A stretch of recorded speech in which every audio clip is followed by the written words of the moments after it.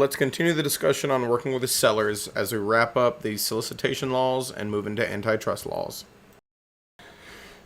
Also, if you really want to get them to open the door, like I said, you go on eBay and you buy a Domino's hat and you get a couple pizza boxes and you show up. Everybody's going to open the door. No, I'm kidding. Don't do that. They're going to be real upset when you don't actually have pizza, right? Can you imagine they like open the door and like, no pizza, order pizza. And you're like, gotcha. And then your flyer's inside the pizza box. Would you like to buy or sell? They're going to be mad. Don't do that. But they would open the door though. So let's talk about some different laws here. We've been talking about the solicitation laws and finding business. Let's talk about antitrust laws, folks. This is what we call the Sherman Antitrust Act. And this is the grouping of laws where we said that we don't like monopolies. And no, monopoly is not just a game. A monopoly is when a business has the rights to something exclusively. And that means that they can set their prices without competition. Monopolies are not legal in the United States. We operate off of an open and free enterprise kind of economy where competition keeps the prices in line. And so there is a lot of laws and rules. And yes, these are the laws that are the highlight of the NAR settlements going on right now.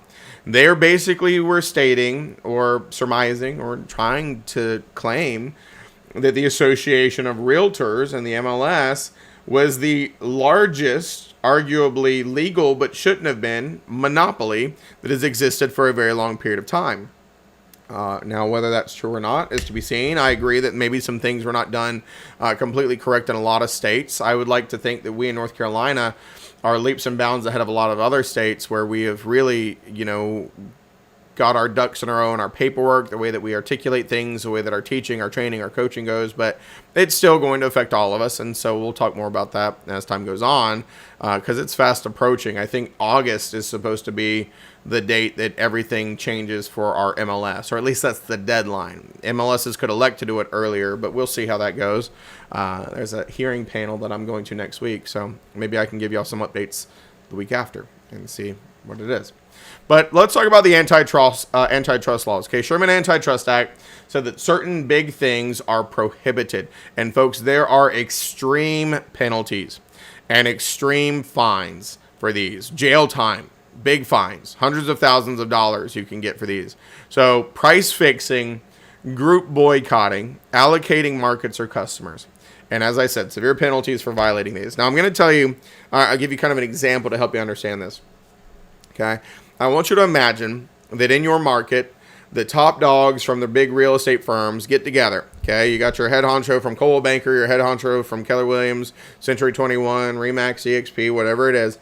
And they all get together one night and they're hanging out and they say, well, hey, listen, we're all feeling the struggles of this market and we're all, trying to do the best we can. Why don't we all unanimously agree that we will all charge 7% consistently? That way, even if we're doing less sales, we'll make more money. And since there's nobody else going to be really offering anything less than that, they'll have to pay it and we will all make more. Well, folks, that would be exceptionally illegal. That's called price fixing. If they sat there and they colluded to set prices so that there was no competition, they could come in lower. That's illegal. So imagine in that same meeting, somebody says, yeah, I think that's a great idea. Also, while we're at it, there's a couple small firms that are offering like 4% listings. And so why don't we all agree that we will not allow them to show our listings and we won't show theirs, and then they will go out of business because they won't be able to compete because we're so large. That's called group boycotting, extremely illegal and not allowed.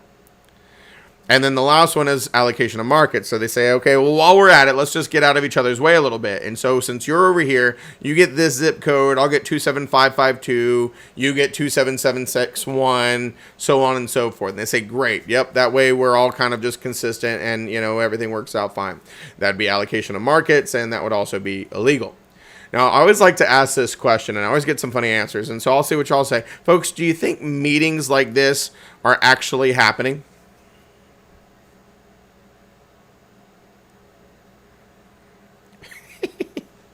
I always like to ask, and like a couple of you are like, yeah. Some of you are like, folks, no.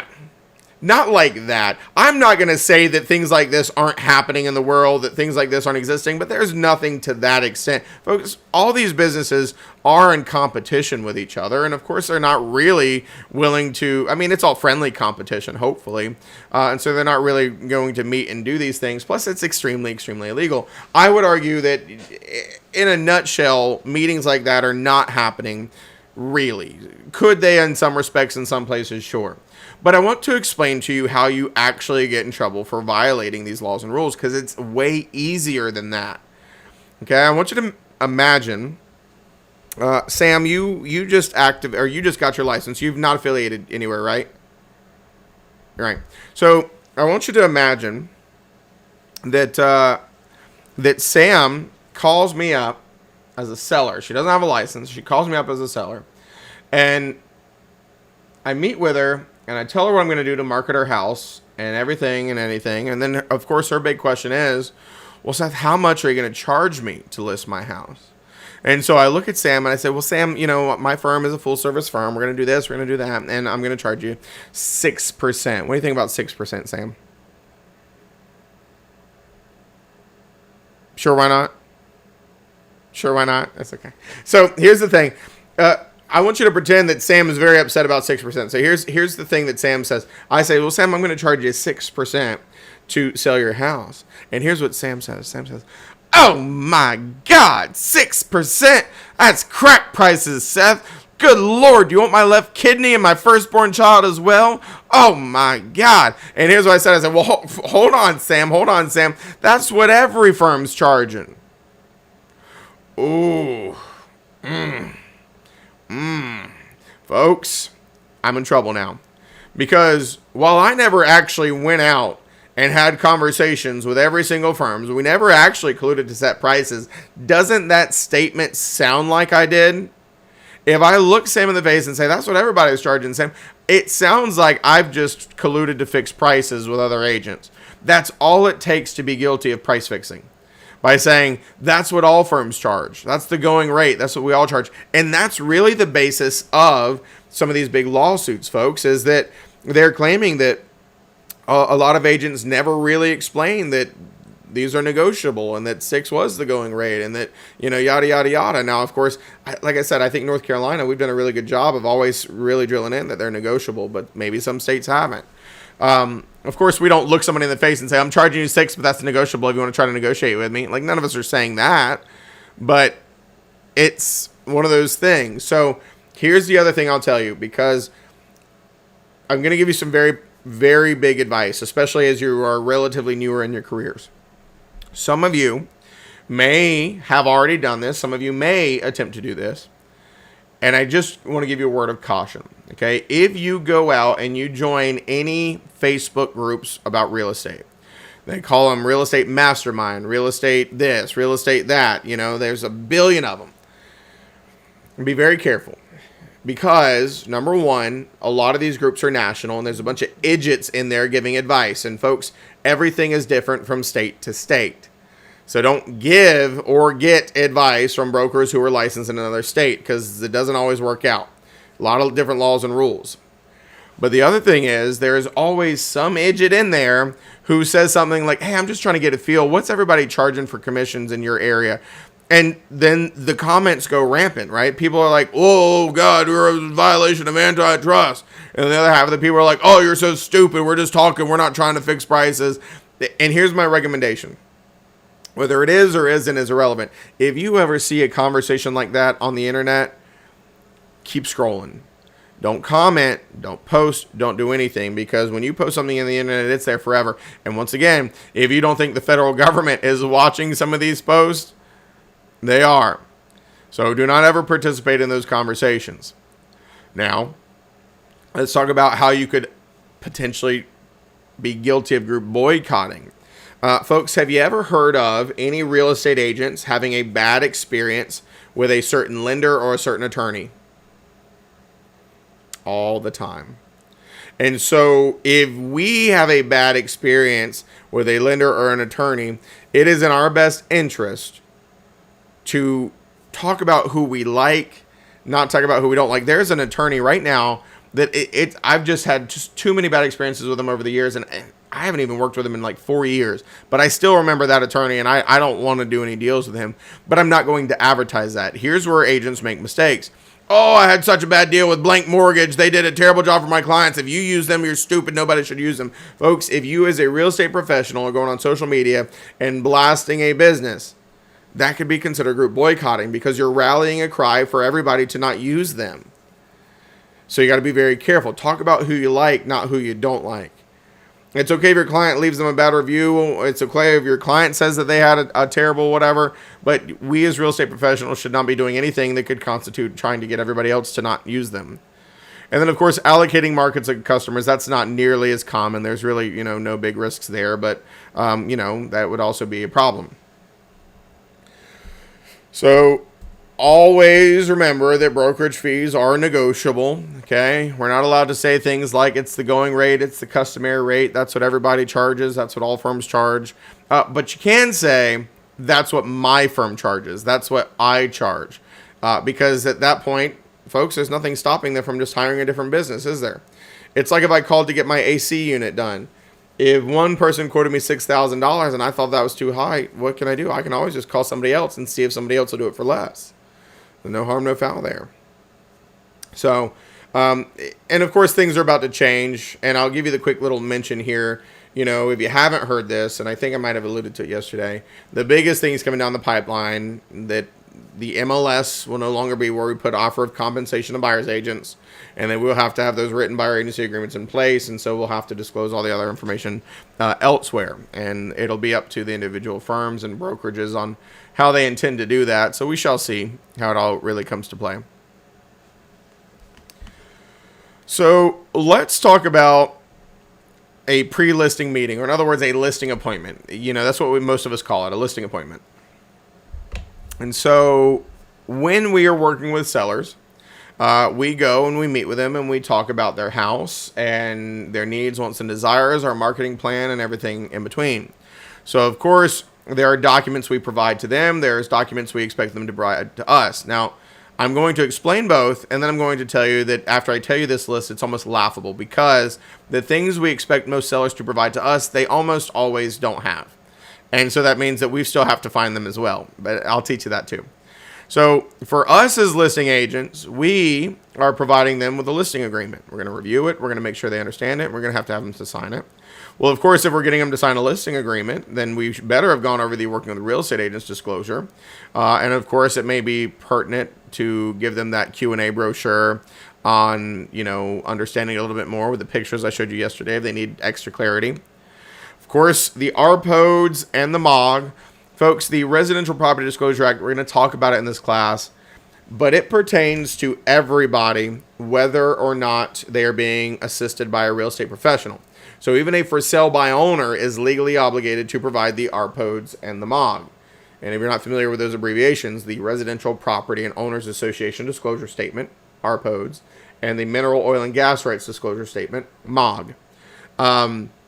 So they're required even when it's a for sale by owner. But because they're being assisted by a real estate professional when they work with us, we give them to them. And we let them know about their obligations under the Residential Property Disclosure Act. Of course, there is also the listing data sheet. Who knows what I'm talking about when I say the listing data sheet? That's the sheet that gives them the breakdown of how much they're going to receive after close. It's not that one. That's the net sheet, but we do that one too. Oh, I'm sorry. No, you're fine. Listing data sheet. Let me help you out. It is a very detailed list of data input information for the MLS. So the Triangle MLS has one where it says, what type of house is it? How big are the bedrooms? What are the features? How many bathrooms? What county is it in? What school districts are it in? What are the agent remarks going to be? What are the public remarks going to be? And so I'll show you a copy of this here in a little bit. I'll hunt it down and show you one. Every MLS has some version of it, and they're very useful, folks, especially as newer licensees. When you're trying to walk through a house and get all the features, it's very nice to have this sheet because you can kind of look through all the different items and make sure you don't miss anything. There's nothing worse than getting a listing ready to go on the market. And then when you go and you start inputting it, after you walk through with the seller, you're sitting there and you were in their house like 6 hours ago. And you're like, what was the flooring in the second bathroom? What was the exterior siding made out of? Oh, how many bedrooms did you have on the second floor? Because you start looking a little silly when you leave their house and you don't remember any of this stuff. And so the listing data sheet is a very encompassed, detailed grouping of information to find out everything and anything you need so that you can upload all that data into the multiple listing service. And as I said, I'll show you a copy here in a little bit and share one with you. Of course, copy of sample sales contract. Folks, if you look at our listing agreement, it actually says that we were going to provide a copy of the offer to purchase and contract standard form 2T to them so they can see what the offers are going to look like. It also says that we're going to provide a copy of the residential property disclosure and election form, or is that what it's called? Professional services disclosure and election form. There it is.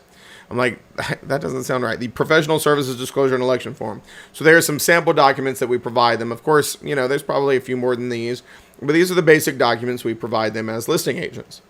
Well, then there's the grouping of documents that I told you we ask them to provide to us. So things that should be provided by the seller. And folks, understand that I'm going to ask you test questions that may reference these documents that are to be provided by the seller. And so, yes, the seller should provide these, but then I'll give you the clarity. There's a lot of times that we have to find these. So we want the seller to give us their deed. We want to see a copy of the deed. We want to see a copy of the survey if they have it. They may or may not have one. That is different than a plat map. Okay, a survey is done by a surveyor for the benefit of the homeowner when they bought the property, not recorded in the public record, but if they have one, it's nice to see. Of course, you can always find the plat map online. Restrictive covenants, any copies of restrictive covenants, any copies of HOA bylaws, rules, regulations, dues and assessments info. And of course, we need to know their mortgage info and status. Or while I say that we want the seller to give us these things, let me clarify a couple of these. The seller's deed and the restrictive covenants are both public record. You can find those in the Register of Deeds. And so before I ever go to a seller's house, folks, it's creepy. I know more about their house than they probably do before I ever go to it. But I'm not going to tell them that. Because if you walk in and you know exactly where their bedrooms, their bathrooms, their tax card, how long they've owned it, what their lien was, when you know all that stuff, they start being like, ugh. So what I do is I do the research before I go there. And then I let them just start telling me stuff, and then hopefully it matches with what I found. So I always find the deed and who's on it. I always find the restrictive covenants. I always, look at the floodplains. I always look at, any deeds of trust and things of that nature, the tax bill, as I said. But we do ask that they give us these things. Now, folks, why do you think it's important for the sellers to give us a copy of their deed, or more specifically, for us to see a copy of the seller's deed? Make sure it'll be clear title. Make sure it'll be clear title. Make sure they're the actual owners. Make sure they're the actual owners too. Folks, it's not if, it's when, okay? Something about real estate brings out the crazies, all right? I can't tell you why, but there are some loony birds out there in the real estate world. And so it's only a matter of time before you go to a listing appointment one day and the person you're sitting there with is a tenant, the brother of the owner, the cousin of the owner. They have no legal right to sell that property, and they're sitting there trying to sell it. And so we want to make sure that the owners are the owners. We want to see how they own it. We want to see that it contains an adequate legal description of the property, so there's no confusion about which property it is, and everything in between. So I'll show y'all a little bit later today a real quick way to navigate the Register of Deeds, because I would argue that that's one of the most important things for you to learn in this point in your career, is how to navigate the GIS maps, how to navigate the Register of Deeds, and then that helps you with your sales transactions and putting together the paperwork and everything in between. But I'll tell you a funny story. I sat there with a class one time, and I was showing them how to look up a deed. So I pulled up the multiple listing service. We found a home that they were interested in. Or we found a home, pretending we were interested in it, so I could show them. And once we found a home on the multiple listing service, I went over to the Register of Deeds and I found the deed for that property. Now, here was the funny thing. On the seller's name, they listed one name of one person in the multiple listing service. And when I found the deed, the most recent deed to that property, the name that they put as the seller was on there. But folks, it had a 1% ownership as tenant in common. And there was another owner on that deed with a 99% ownership as tenant in common. And I was kind of confused. I'm like, why was there no mention of that on the listing? Why would you not? So if I was a buyer's agent and I was picking up the phone to like find out, I'm going to call the listing agent. I'm going to say, Lucy, you got some splaining to do. Why are you telling me that this is a seller, but there's these two people? And so if you're a listing agent, you do the same thing. Because if you're talking to somebody telling you they own it and you find the deed that says they got 1% ownership interest, so okay, where's this other person who's got a 99% interest? Are they alive? Are they dead? Do you own it? Where's the death record? Where's the quitclaim deed? Where's the whatever? Because we want to make sure that they can convey clear title and that they are, in fact, the owners. So the deed is very important. By the way, don't ever pull names off of just the tax records or the CRS property data. Find the deed. Because sometimes the tax data lags 6 months to a year behind. And so it may say one thing on the tax data, but it's actually not who owns it. Case in point, it is very common for, properties that were purchased by Open Door, and you look in the tax records on like CRS or whatever, it'll say the previous owners. But if you look at the deed, it's Open Door Trust LLC or whatever it is, because they've, purchased it, but the tax hasn't caught up to it. There's sometimes some lag time. So don't use the tax records for the legal ownership. Actually look at the deed. Now the seller's survey, as I said, is not public record. And so if they have one, it's great because it will identify the property boundaries, the size of the lot, any potential encroachments. Of course, if there's any floodplains, whether the access is public or private, and everything of that nature. Now, please be aware that the seller's survey, it's completely okay for us to review it. It's completely okay for us to share it with buyers. However, please be aware that buyers will need to get their own survey for full title insurance coverage. This is not admissible in anybody's behalf other than the seller who got this done. So we'll talk about that a little bit later. Basically what I'm saying is, if there was a title defect that would have been found by having a survey, and the buyer didn't elect to have one, then that encroachment or title defect is not going to be covered in their title insurance policy. But a seller survey is a great thing to look at to kind of get an idea of the lot in certain aspects. And then also, as we said yesterday, Katina, I believe, asked it, you're not obligated to measure property lines. So they have a survey. A survey is a great place to verify acreage if it's on there. Of course, you can do that from the deed and other things as well. Now, restrictive covenants, folks, another very important thing, also called protective covenants. And while we say that we want the seller to provide these, let's just be completely honest. Most sellers don't even know that they have restrictive covenants. They don't. It's the craziest thing. I can't tell you how often that I've talked to sellers and like, oh yeah, we don't have an HOA, we don't have any restrictive covenants or anything like that. And I want to explain two things. A lot of people get the HOA and the restrictive covenants confused. The restrictive covenants are a set of rules that are imposed by the developer to say you can and you can't do this to maintain values going forward. And just because you do or don't have an HOA doesn't mean you do or don't have restrictive covenants. There are plenty of communities where there is no homeowners association, but they do have restrictive covenants. A lot in North Carolina. And you still have to abide by these. They are still enforceable. Who are they enforceable by? Do you know? If there's no HOA, who enforces restrictive covenants? Neighbors. They can take you to court and file an injunction and force you to do what you said you were going to do. And so restrictive covenants, folks, I'm going to show you this. They're very easy typically to locate. Now, not always, but still not too difficult. But do not ever trust a seller that says, I don't have restrictive covenants. You need to verify that information because a lot of times they don't know. And I'll also give you a word of caution. Even though, as we're talking about the seller section, and I've told you, you can rely on a listing agent's information to be accurate as a buyer's agent. This is one area where I'll say, don't you dare. I can't tell you how often in my career I have gone to put an offer in on a property, and I look at this neighborhood or I look at the property, and the listing agent says, no restrictive covenants. And I've sold many houses in that neighborhood. I'm like, you're wrong. There are restrictive covenants in that neighborhood. They mess this up all the time. So you need to verify whether it does or does not have restrictive covenants. And I'll show you how to do that in just a moment.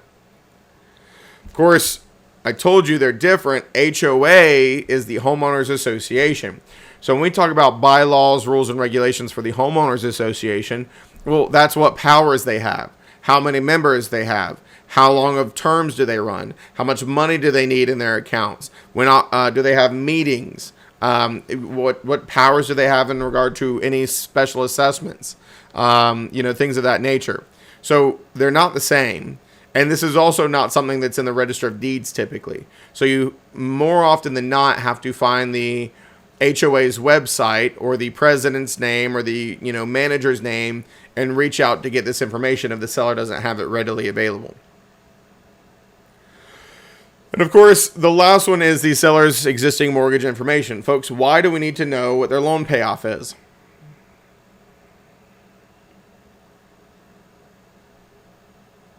Well, to see how much they're gonna clear. There you go. We need to know, do they have one lien? Do they have two liens? And of that liens, how much do they owe? Because, folks, imagine you as relatively newer brokers. Imagine you get your first listing and you're super excited about it, okay? And you go out and you do a CMA and you crunch the numbers and you're like, oh, okay, we can sell this house for $325. And you go and you tell the seller, and you're like, Mr. and Mrs. Seller, we can sell your house for about $325 to $350. Okay, that's what the CMA says. And they like look you in the face and they say, well, we owe $375. Folks, it's going to hurt your feelings. It's going to hurt their feelings. You're just going to be there because you were excited about your first listing. You're just, crap. Right? You're just upset now because that's no longer an exciting listing because you're either A, not going to be able to list that property, or your option may be facilitating a short sale. So we need to know if they are going to be able to make enough money to pay off all their liens and walk away scot-free, or are we going to have some issues or whatever. And so that's where we need to know this information. Now, there's nowhere to get this information except from what they share with us. Okay, there's no public record. We can't call. The banks won't tell us, but we do need this information. So that way we can make some pretty good decisions on, is this a listing we want to take? What's it going to look like? Is there going to be enough money? So on and so forth. Now, when we're talking to sellers and trying to work out everything, of course, we've already gone over the agency disclosure, but we also need to kind of tell them about how our company works. Are we a full service listing firm? Are we going to do this type of marketing? Are we going to do that type of marketing? Are we going to do dual agency? Are we not? We got to make sure they understand how the MLS works. And the MLS is a very important discussion, or historically it has been. Things are about to change for the way I teach it, I feel, because it has always been two things. The multiple listing service has been an advertising platform for listings, but it's also been a blanketed cooperation agreement. That's what it's been. And that's the part that seemingly is going away. Because if we're no longer offering compensation, then it's no longer a blanketed cooperation agreement. It will now have to be individualized cooperation and compensation agreements. So it's kind of interesting in that regard. But making sure that sellers understand it nonetheless, regardless of which way it sits at the time. And as I told you before, when you're sitting there in this pre-listing meeting, your initial conversation with the seller needs to tell them, you probably shouldn't tell me any confidential information unless you feel like you're going to hire me. Now, they can if they want to, but you've got to explain it.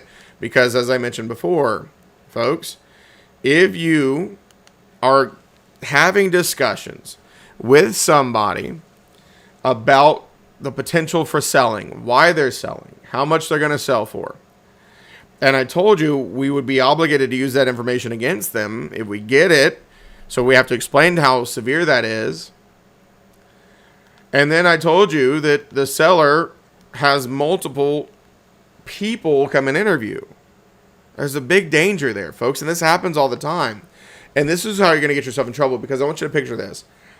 If you go to a listing appointment, and like in this scenario right here, there are 3 different agents they interview, and all of them find out the confidential information. And then you get this confidential information, and they don't hire you. And you go out, and then you get hired by a buyer's agent, or by a buyer to be a buyer's agent that wants to put an offer in on this listing. Well, folks, you now have confidential information. But I want you to think about this. Imagine you sit there, you help the buyer, you use it thinking you did the right thing, and then the seller finds out later it was you who shared the information, and they file a complaint with the real estate commission. The first thing the commission is going to ask when they get this complaint is, did you clearly and definitively go over the working with real estate agents disclosure with this seller at the time that you were sitting there giving their confidential information? And if you don't have one signed, and if you don't have evidence of doing that, you're about to be in big old trouble.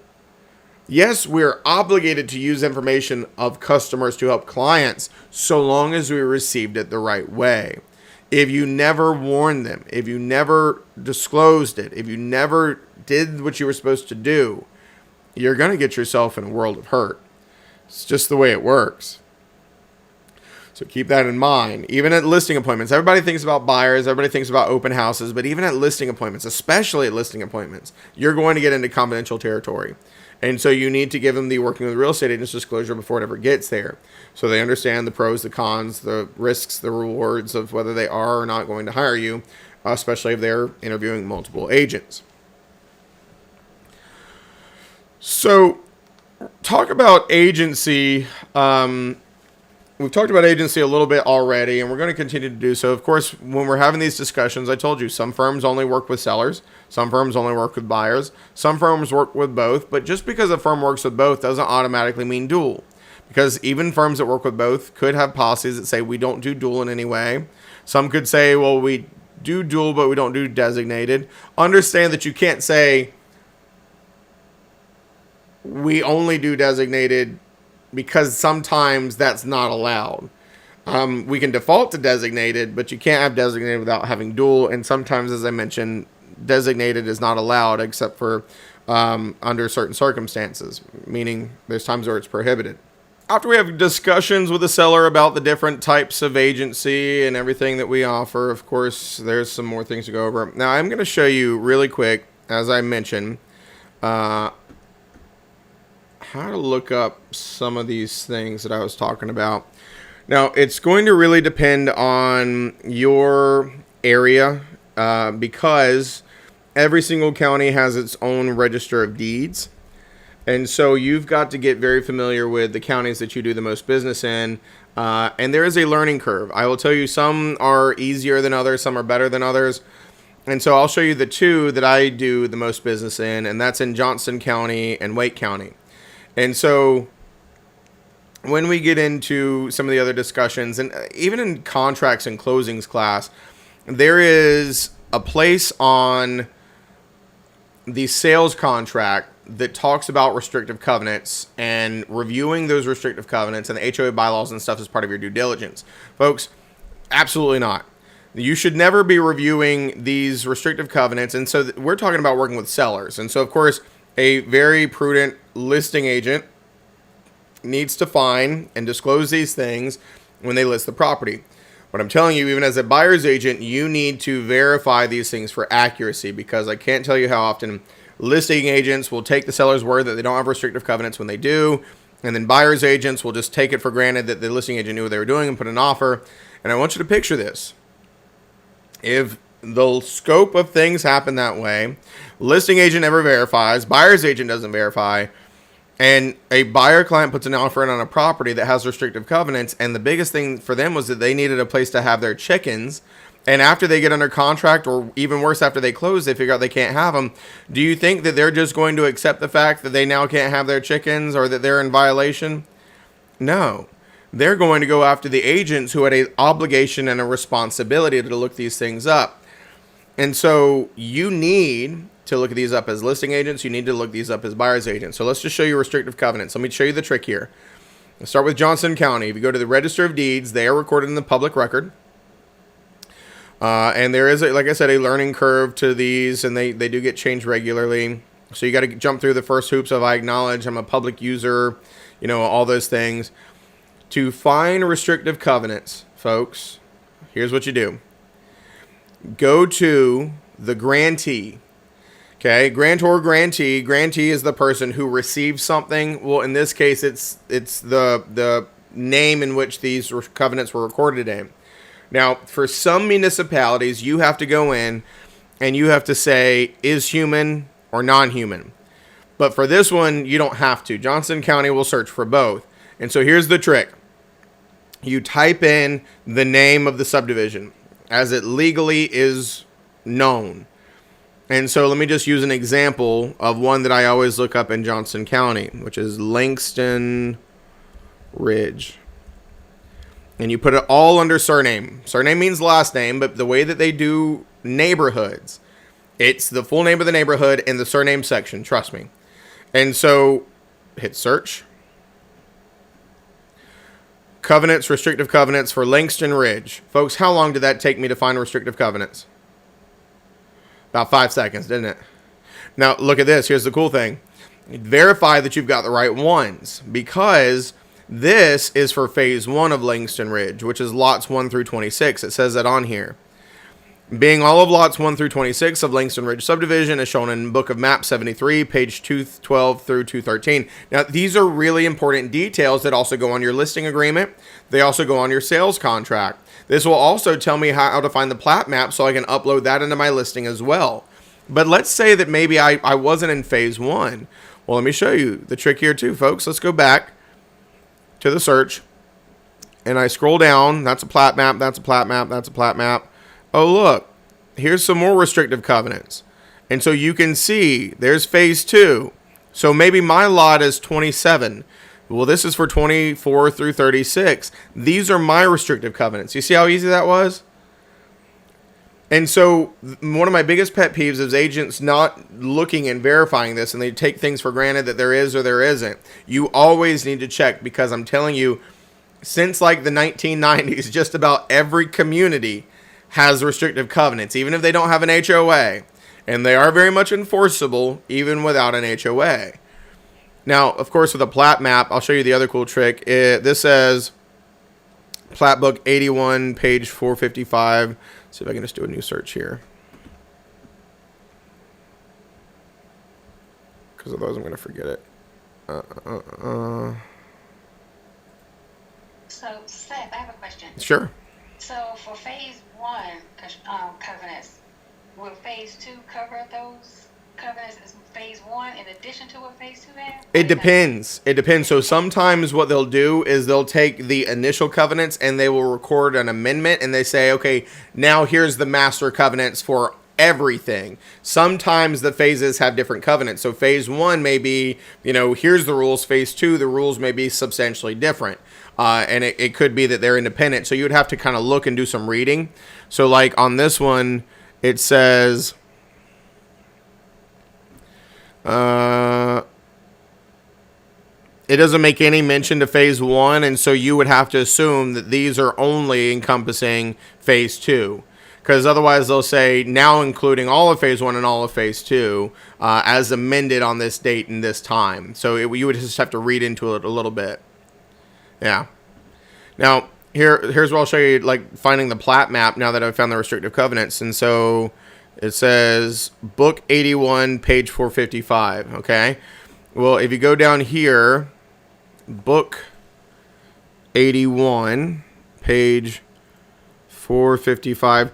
Now, I'll tell you, there is a learning curve here, because I think this should be BM. Let me see if this works.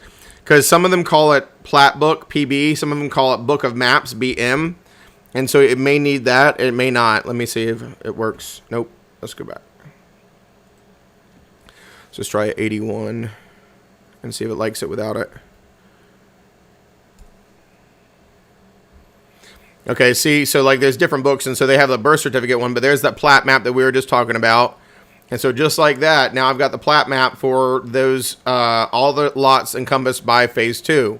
And so once again, if I'm listing, lot 27, I'm going to upload this in the MLS so people can see the layout, the size, and all that stuff of the lot. And so it's very useful to learn how to navigate these. Now let me show you Wake County. If any of you are in Wake County is just as easy. So Wake County Register of Deeds. Search real estate records. There's always several click-throughs that you got to get to. Now, Wake County, also, same thing. You can leave it. You don't have to clarify human or non-human. And so let me go to Grantee, and I'll just name a neighborhood that I know in Wake County. Sterling Worth. And I click search.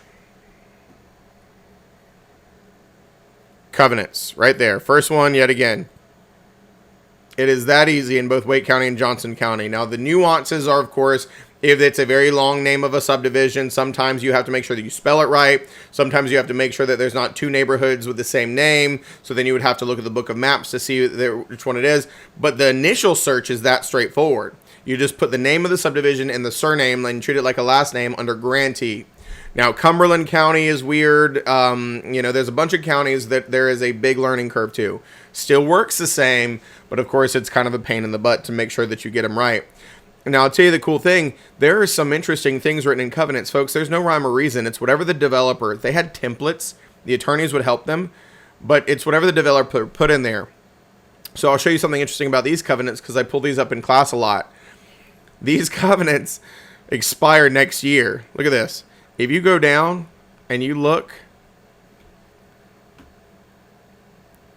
duration of the covenants. These covenants will run with and be binding on all parties owning lots herein until December 31st, 2025, at which time they will expire. And so if you buy in this community next year, your covenants are gone. You can do whatever the hell you want unless they adopt new covenants as a neighborhood. And what I know about this neighborhood, I doubt these people are going to be foaming at the mouth to adopt new covenants.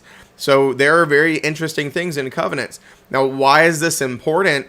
Even as a buyer's agent, yes, we're talking about the selling side, but even as a buyer's agent, folks, think about it. If I had clients, let's say that this was a listing, somebody posted that it didn't have covenants, and my clients needed chickens, and I didn't believe the listing agent because I'm telling you not to, and I come in here and I find these because they're buying in Sterling Worth, and I scroll through and I find right here, pets and animals. No animals, livestock, or poultry of any kind shall be raised, bred, or kept on any lot, except no more than 2 of either dogs, cats, or other household pets, which are not dangerous or kept, bred, or maintained for commercial purposes. Well, folks, the last time I checked, chicken was poultry. Delicious, delicious poultry. And so if my clients want to buy a property where they can have their chickens, it's not this one unless they're buying it in 2025. You see how important that is? Because imagine, as a buyer's agent, you put in that offer, you find this out during due diligence, your client's about to lose their due diligence money because of you, and they're not going to be happy about it. You've got to always look at these restrictive covenants. These are exceptionally important. So I would argue that this is the one thing that is the most important as a new licensee, folks.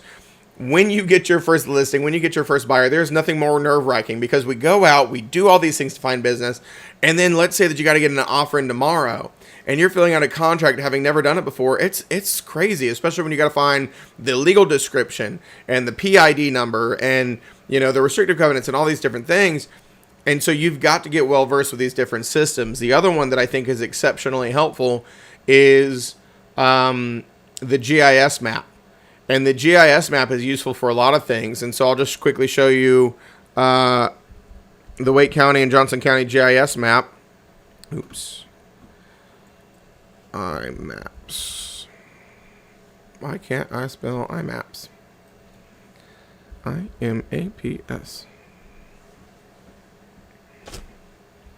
So Wake County calls theirs IMAPS for their GIS. So you come in here.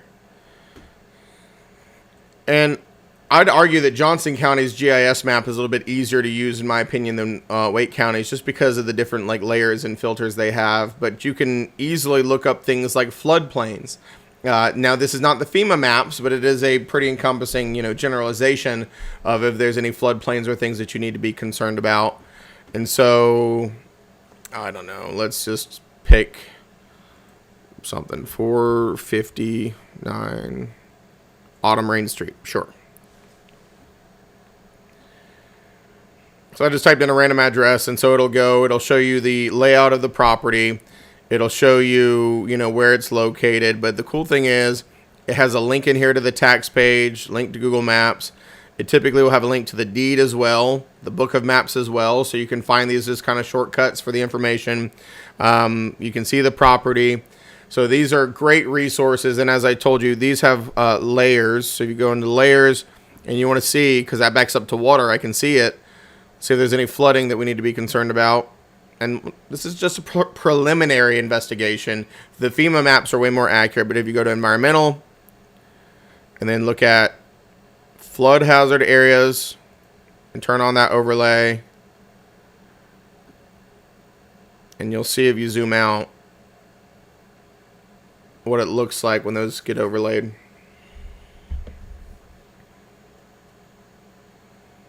As it loads. And the other thing is, of course, you can look at flood-prone soils, which I would wager with that back behind there, that might be one of the overlays that it's a little more considering. But very useful tools. There you go. You can see the flood-prone soils and the floodplains kind of through there. It just gives you a generalization of the property on what you may want to be concerned about. So very useful tools, whether you're working with buyers or sellers, to make sure you know how to navigate these to the umpteenth degree.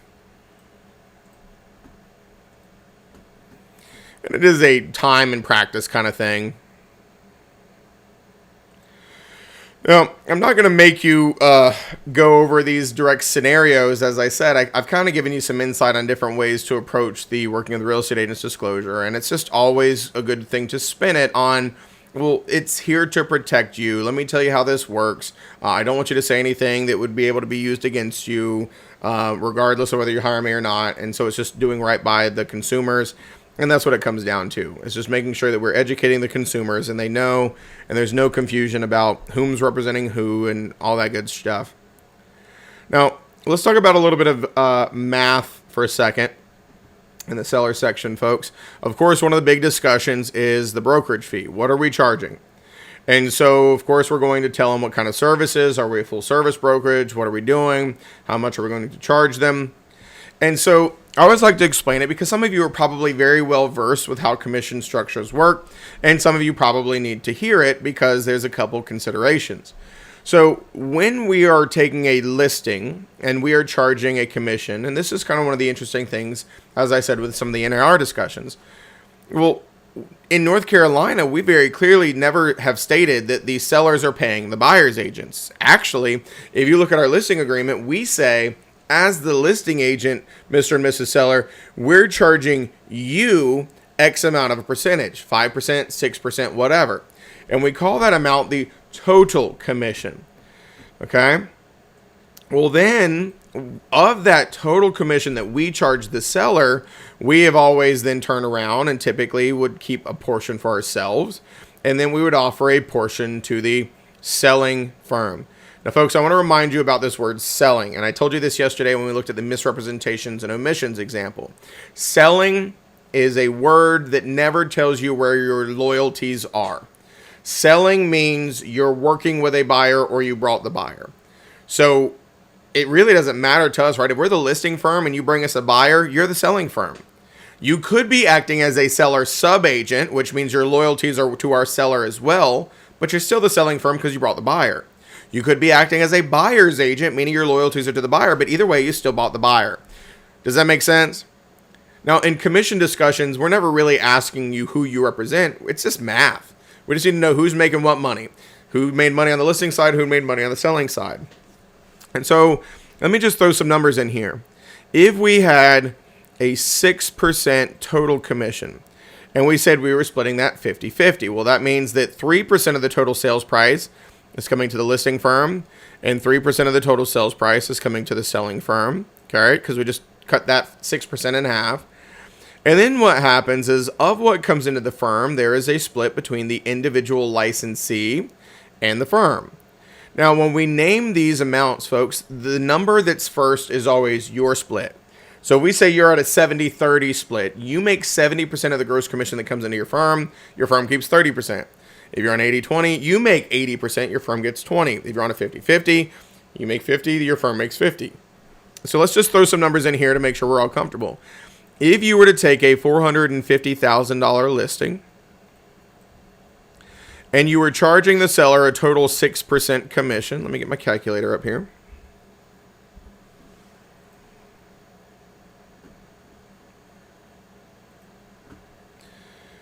So make this a little bit smaller. $450,000 list price or sales price.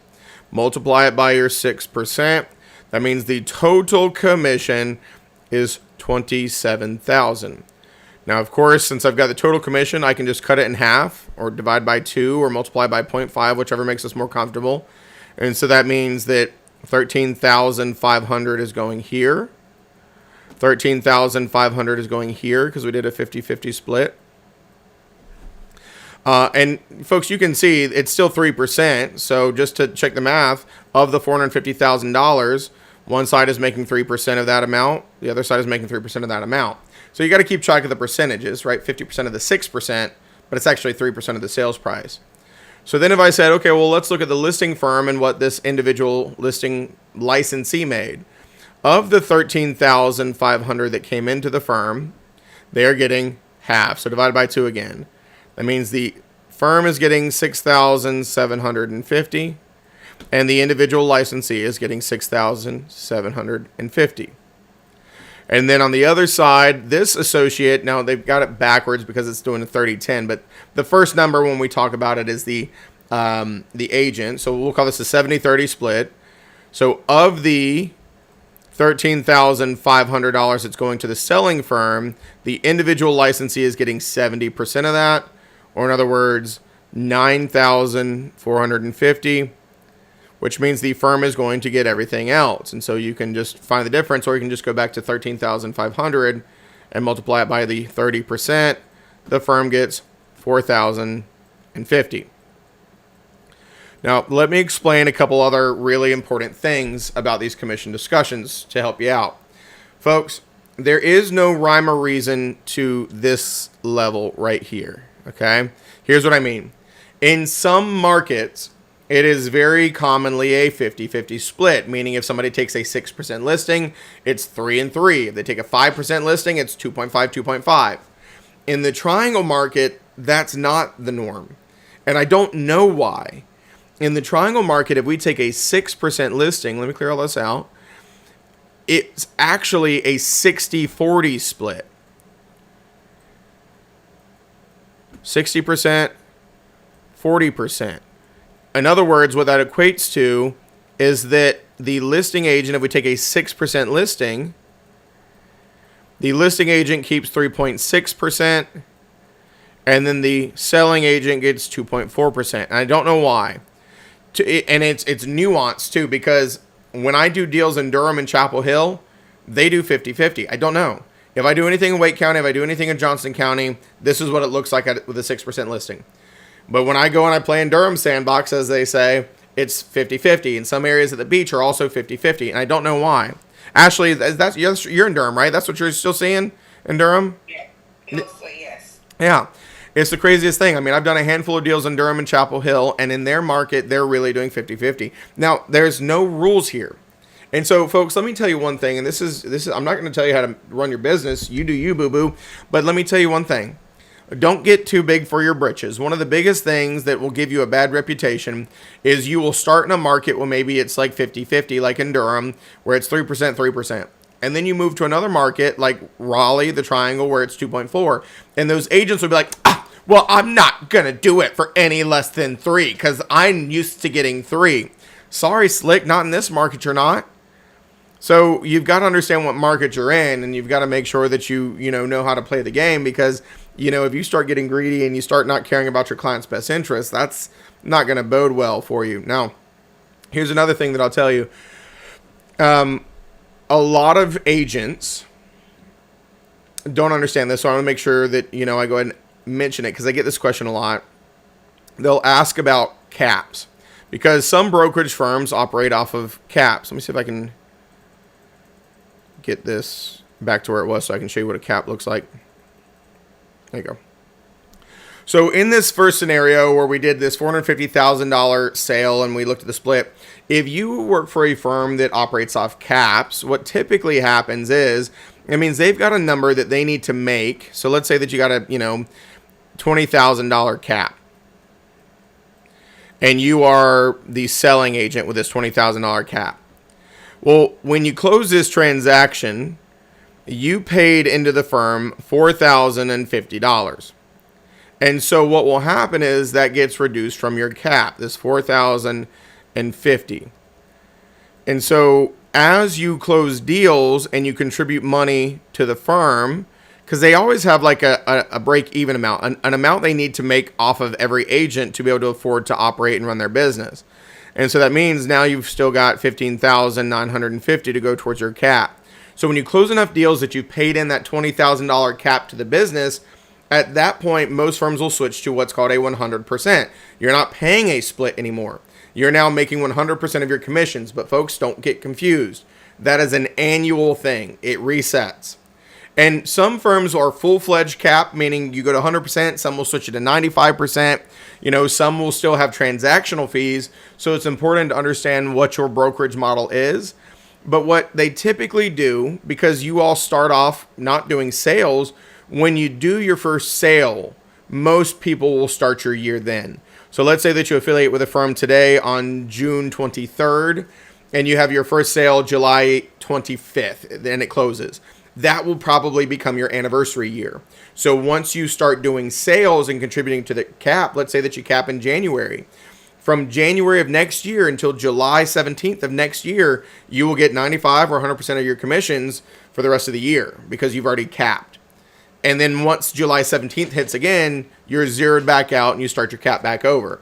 Now, there's a million different models, folks. Y'all were spoiled with a capital S, okay? What a time to be alive in 2024. There's about 10 billion brokerage models out there. When I got started in the business, and it wasn't even that long ago, 9 years ago, there was not as many names that were reputable out there. There were not as many different things, and so you just kind of got what you got. And so everybody's starting at higher splits nowadays because there's more competition. And so it's just very important to know what your firm does, how you get paid, and teams as well. If you're getting on a team, the commission splits are different also. And so we'll talk more about teams in post-licensing 303, and I'll give you some really good advice on doing the mathification there. But this is how the standard splits go. And so I will advise you on one thing. Don't get so focused. If you haven't picked a firm yet, don't get so focused on this number. Okay? Sure, it's an important number. But it should always be a correlation between what they provide you and how much of a split that you're getting. So, there are plenty of firms out there, folks. I'm not kidding. There are firms right now that will let you keep 100% of your commissions. But you're still paying transaction fees. You're still paying insurance. You're still paying this. But they don't support you. They're not there. You're on your own. Folks, let's do some real quick math. You know what 100% of zero transactions is? You broke, son. All right, you ain't making no money. 100% of zero is zero. You know what 70% of 25 deals is? A heck of a good year. And you learned a lot. Okay?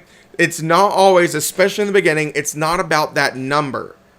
Yes, it's important, but it's not the only thing. You need a place that's going to support you. You need a place that's going to train you. You need a place where you want to be. If it's got good energy, good camaraderie, and events, you've got to eat, sleep, and breathe real estate at this point in your careers. And if you're not, you're doing yourself a disservice.